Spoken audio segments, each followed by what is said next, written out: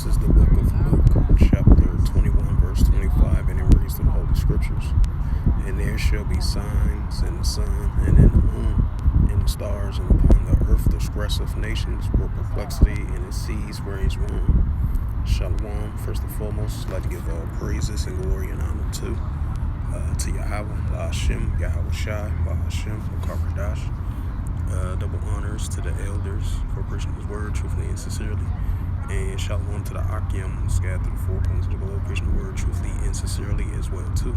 And I say shalom to you Akim out there. And this is a sit-down lesson. I'm going to bring out these two news articles as of recently. And this is the first one from the AssociatedPress.com. And this was as of today, what this article was published. As it says, 14 dead in 3 days of tribal violence in Sudan's West Darfur.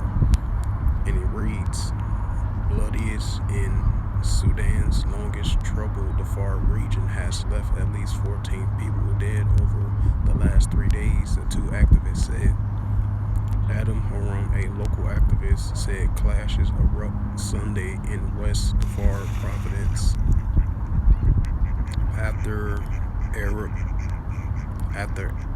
Arabic gunmen on motorcycles shot and killed a trader in the remote town of Far Baraka. If I pronounced that right. It says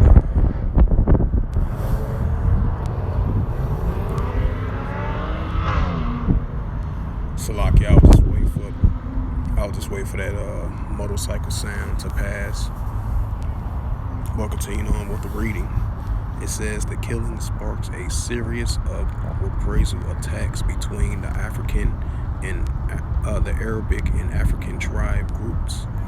Looting, said Adam Grego, spokesman for the local organization that helps refugee camps in Darfur. The violence continues Tuesday, and the death toll was likely to rise, Haran said. On Monday, the governor of West Darfur declared a 2-week state of emergency and inducing a nighttime curfew across the state. Analysts sees an uptick in violence in recent months between different tribal groups across the Sudan's far-flung region as a product of a power vacuum and tensions caused by the political turmoil. And they said in late March, at least 5 people were killed in clashes in West Darfur.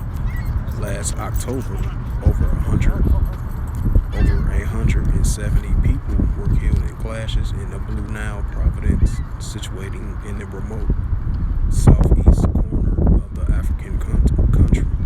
Sudan has been stepped into chaos since the military group led by the country's healing General Abdul Fattah Barham removed a governor in October 2021, making its short-lived transition to democracy.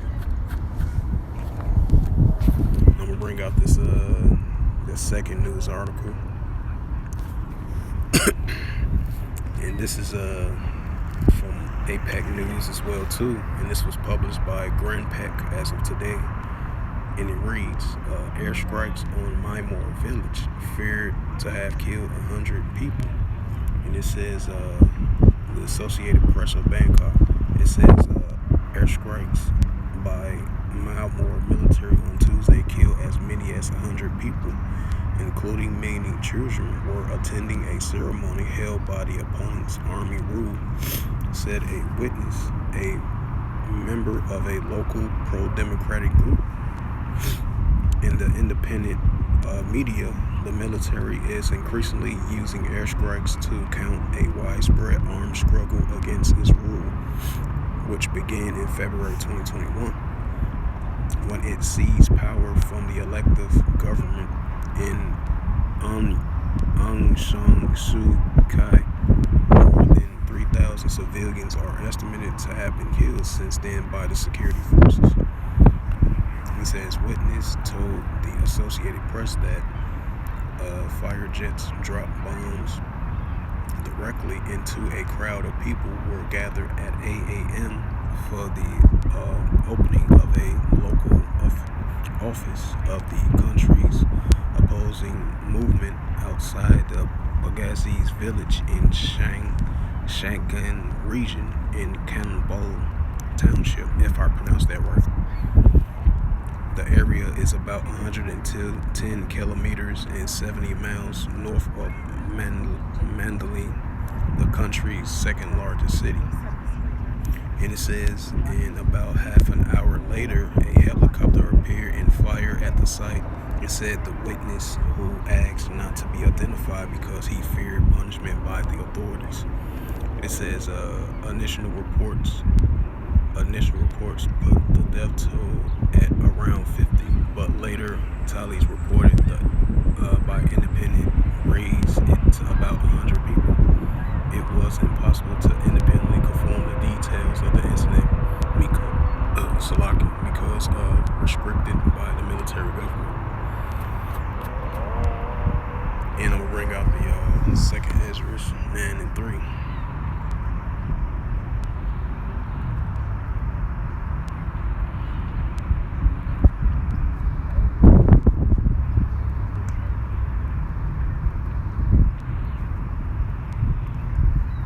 This is the book of Second Ezra.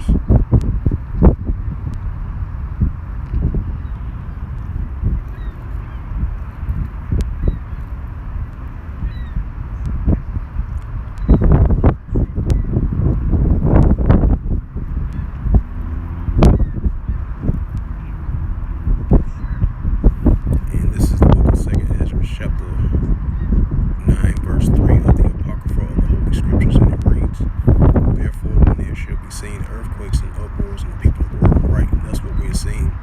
Just like the area over there in Sudan, you're seeing the clashes between the Arabic tribals, the Arabic of their tribal nation, and from the Africans of their tribal nation as well too. So that's what you call nation should rise against nation, in the ongoing continual escalations and uprises and seditions. And that's what we're seeing in the world today. That's why I brought out the Luke 21 and 25 of the distressive nations, where perplexities and the seas were in wrong. And that's what we're seeing in a lot of days, and it's going to continue to increase more with the uprises and uproars and the seditions as well too. And I'm going to bring out the second Ezra 15 as well too. And I'm going to go to 15, and then I'm going to go to verse 15 and through 16 as well too. It says, this is second Ezra chapter 15 and verse 15, and it reads to the Holy Scriptures of the Apocrypha. For their sword and their discretion draweth nigh, and one people shall stand up and fight against one another with swords in their hands. Right, and that's what we're seeing over there in Myanmar, of those airstrikes over there, of those anti-coups, the armies going against the governments. That's what you call increasing sedition, and one people shall fight and stand against one another. And that's what we're seeing in the world today, and what's going on over there in Sudan as well too. That's a prime example of the Arabic, of those nations of the Arabic and the Africans as well too, down there in Sudan, as we see tribal clashes are increasingly over there, So that's what you call uprises and sedition. And so that's just what we're seeing in the latter days, and it's going to continue to increase and build up around the world. And this, I'm going to read it again for edification's sake. This is 2nd Ezra 15 and verse 15, and it reads of the Apocrypha of the Holy Scriptures, and it reads, for their sword and their destruction draweth nigh, and one people should stand up and fight against one another with swords in their hands. Verse 16, 2nd Ezra chapter 15 and verse 16, and it reads through the Holy Scriptures. For there should be sedition among men invading one another. They should not regard their kings nor their princes, in the course of their actions should stand in their power. Right, and this is what we're seeing. And we've seen that for the past 2 or 3 months so far this year, in the year 2023. We've been seeing that over there in New Mexico. We see that over there in New Jersey. The New Jersey councilman been shot and killed. We've seen that over there in Brazil. of that. I believe that was in early January of the former president of Brazil, because he was like the Donald Trump president of Brazil during that time, because you got a new president in office now in Brazil, and I believe he or she is I believe she's a female president. I'm not for sure, but that president is Democratic now, because they had the past president of Brazil used to have was a Republican. Now it's a Democratic president right now. So as those of the ex-president used to be a president over there in Brazil. They had stormed the building, the presidential capital palace over there in Brazil. You had that, and then with the recent one in January 6th of 2021, that as well too. So that shows you prime examples of there should be sedition in men. There should be sedition. The sedition among men invading one another. They should not regard their kings nor their princes, and of course their actions should stand in their power. So the citizens of this country, they going against their leaders that's in power, potentially signing these unrighteous decrees, laws that they're being written into law from these leaders that's ruling over these countries in cities and respectable countries around the world. So this is what we're seeing in the latter days, and it's going to continue to escalate and increase more and more now, so more than ever.